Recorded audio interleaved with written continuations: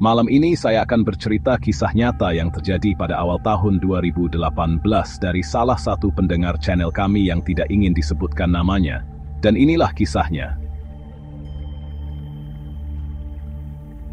Akhir pekan kali ini terasa lebih spesial. Sebut saja aku Wahyu, temanku Jos, dan Ricky memutuskan untuk menghabiskan 3 malam di rumah Jos sebelum kembali ke rutinitas kuliah pada hari Senin.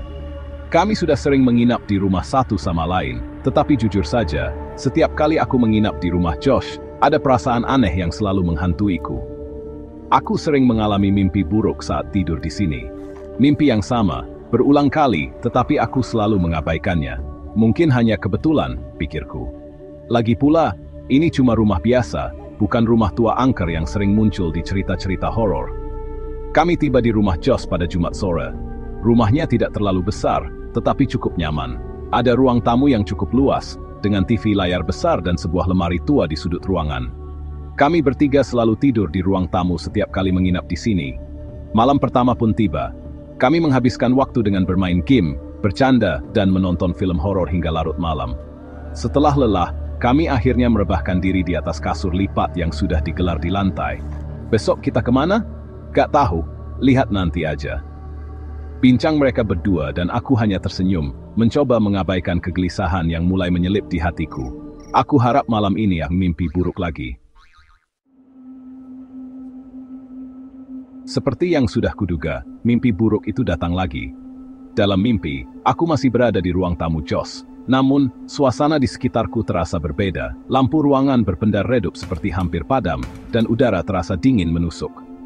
Di sudut ruangan, dekat lemari tua, ada sesuatu yang berdiri. Sebuah sosok tinggi terbungkus kain kafan. Aku tidak bisa bergerak, napasku tercekat di tenggorokan. Sosok itu tidak bergerak, hanya berdiri diam di sana, tetapi aku bisa merasakan tatapannya menembus kain yang menutupi wajahnya. Aku mencoba mengalihkan pandangan, tetapi tubuhku benar-benar kaku. Aku hanya bisa menatapnya. Dan saat itulah, sosok itu mulai bergerak, tidak melompat, tidak berlari. Ia hanya melayang perlahan ke arahku. Aku ingin berteriak, ingin bangun, tetapi tubuhku masih terkunci dalam ketakutan. Sosok itu semakin dekat, hingga aku bisa mencium bau busuk yang menyengat. Dan tiba-tiba, aku tersentak bangun. Namun aku segera menyadari sesuatu yang lebih mengerikan. Aku tidak bisa bergerak. Tubuhku terasa berat, seperti ada sesuatu yang menekanku dari atas. Aku ingin menoleh ke samping, tetapi leherku terasa kaku. Aku hanya bisa menatap lurus ke langit-langit.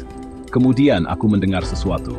Suara napas, pelan, serak, dan terasa sangat dekat dengan telingaku. Ada sesuatu di sini. Aku mencoba berjuang melawan rasa berat di tubuhku, berusaha menggerakkan jariku sedikit demi sedikit. Aku tahu ini adalah fenomena ketindihan, tetapi kali ini rasanya berbeda. Aku lihat. Kamu, bisiknya.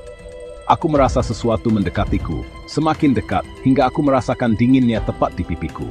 Dan seketika, aku bisa bergerak kembali. Aku langsung terduduk, terengah-engah.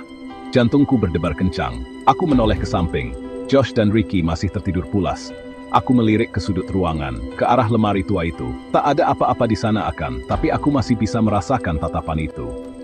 Malam pertama belum berakhir, dan aku sudah menyesal menginap di sini. Hari Sabtu berlalu dengan cepat.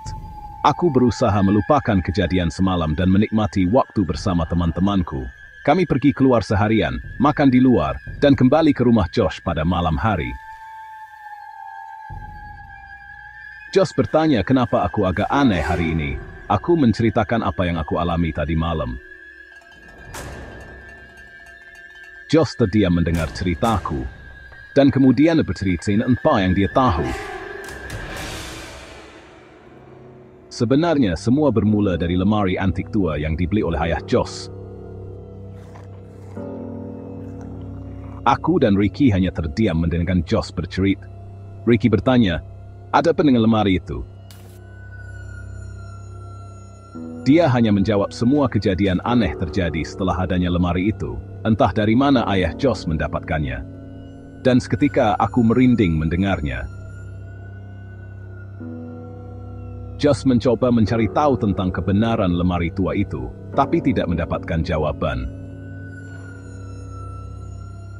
Sebenarnya Josh tidak terlalu peduli, tetapi juga sedikit terganggu. Tapi kalau aku juga lihat sesuatu, berarti Josh gak gila. Katanya aku mulai merasa tidak enak. Aku ingin pulang malam ini juga, tetapi aku tidak mungkin meninggalkan mereka berdua di sini. Dan malam itu, gangguan semakin nyata. Saat tengah malam, aku terbangun karena mendengar suara dari arah lemari tua. Suara gesekan kayu seperti pintu lemari yang perlahan terbuka. Aku menoleh, dan pintu lemari itu memang sedikit terbuka. Aku membeku di tempat. Aku menatap ke celah gelap di dalamnya, dan aku bersumpah, aku melihat sesuatu bergerak di dalam sana. "Oi, bangun! Ada yang aneh!" Teriakku membangunkan Ricky dan Josh. Mereka berdua terbangun dengan wajah bingung. Aku menunjuk ke arah lemari, tetapi saat itu juga, pintunya tertutup dengan sendirinya. Kami bertiga melompat kaget. Josh langsung menyalakan lampu, dan ruangan kembali terang. Tetapi sesuatu terasa tidak beres. Dari lemari itu muncul bau anyir yang begitu menyengat. Bau yang sama seperti yang kucium dalam mimpi burukku. Dan aku tahu, kami tidak sendirian di rumah ini. Aku tidak bisa lagi mengabaikan semua yang terjadi. Dari mimpi buruk yang terus berulang, suara napas di telingaku, lemari yang bergerak sendiri, hingga bau anyir yang memenuhi ruangan. Malam terakhir di rumah Josh ini terasa seperti cobaan terberat. Sejak sore, aku sudah merasa tidak nyaman. Rasanya seperti ada sesuatu yang mengawasi kami, meskipun Josh dan Ricky tampak santai seperti biasa. Ketika malam tiba, aku sempat ragu untuk tidur, tetapi tubuhku lelah setelah 2 malam kurang tidur. Aku akhirnya terlelap, dan lagi-lagi, mimpi buruk itu datang. Namun kali ini berbeda. Aku berada di ruang tamu yang sama, tetapi sekarang lebih gelap. TV menyala dengan layar penuh semut, mengeluarkan suara berdesis yang mengganggu. Aku berusaha bangun dari kasur lipat, tetapi tubuhku terasa berat. Di sudut ruangan, di depan lemari tua itu, sosok itu sudah menungguku. Tidak seperti malam-malam sebelumnya, kali ini aku bisa melihat lebih jelas. Kain kafannya kotor, ada bercak-bercak tanah yang menempel. Bentuk tubuhnya lebih tinggi dari manusia biasa, dan yang paling mengerikan adalah wajahnya. Sebagian kain kafannya tersingkap, memperlihatkan wajah yang membusuk, dengan mata kosong yang hitam pekat. Mulutnya terbuka lebar, seperti sedang menjerit tanpa suara. Ia tidak hanya diam, ia bergerak.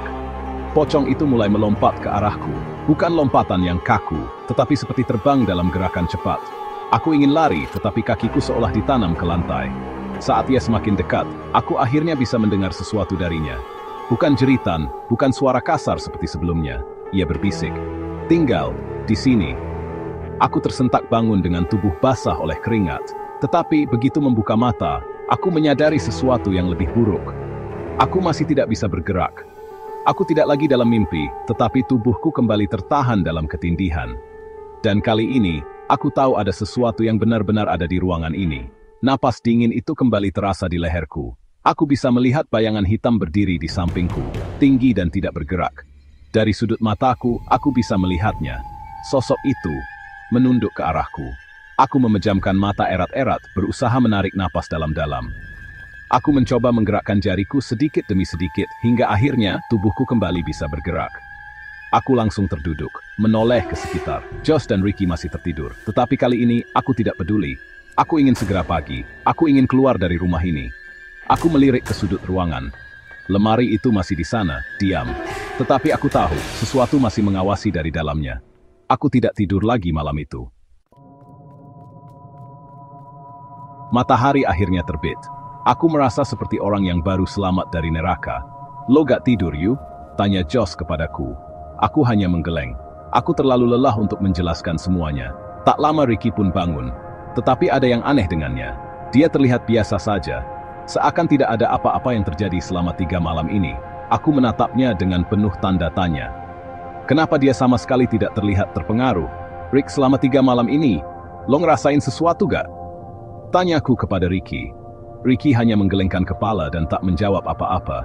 Hanya saja dia sempat tersenyum tipis di akhir. Jawabannya membuatku semakin bingung. Dan apa maksud senyuman Ricky tersebut? Kenapa hanya aku yang mengalami semua ini? Kenapa Josh yang tinggal di rumah ini bisa santai saja? Kenapa Ricky tidak melihat atau mendengar apapun? Atau, apakah Ricky sebenarnya melihat sesuatu tetapi dia memilih untuk diam? Karena itu dia hanya tersenyum tipis saat aku bertanya. Saat siang, aku akhirnya berpamitan. Josh menertawaiku ketika aku berkata aku tidak akan menginap di rumahnya lagi, dasar penakut. Tetapi aku tidak peduli. Aku hanya ingin pulang. Sebelum pergi, aku sempat melirik ke ruang tamu untuk terakhir kalinya. Lemari tua itu masih berdiri di sudut ruangan. Aku tidak tahu apakah aku hanya berhalusinasi atau tidak, tetapi saat aku menatapnya, aku bisa merasakan sesuatu masih ada di dalamnya. Menunggu, mengawasi. Aku keluar dari rumah Josh dengan perasaan lega, tetapi juga dengan satu pertanyaan yang masih belum terjawab. Kenapa hanya aku yang mengalami semua ini? Ataukah sebenarnya, aku bukan satu-satunya? Fact screen. Barusan adalah kisah nyata yang dialami oleh pendengar channel kami. Jika Anda memiliki pengalaman yang serupa, atau memiliki cerita lain, bisa langsung tulis di kolom komentar. Siapa tahu, kami akan membawakan kisah kamu di kemudian hari. Untuk itu, bantu kami membangun channel ini dengan cara like dan subscribe. Terima kasih sudah menonton dan sampai jumpa lagi.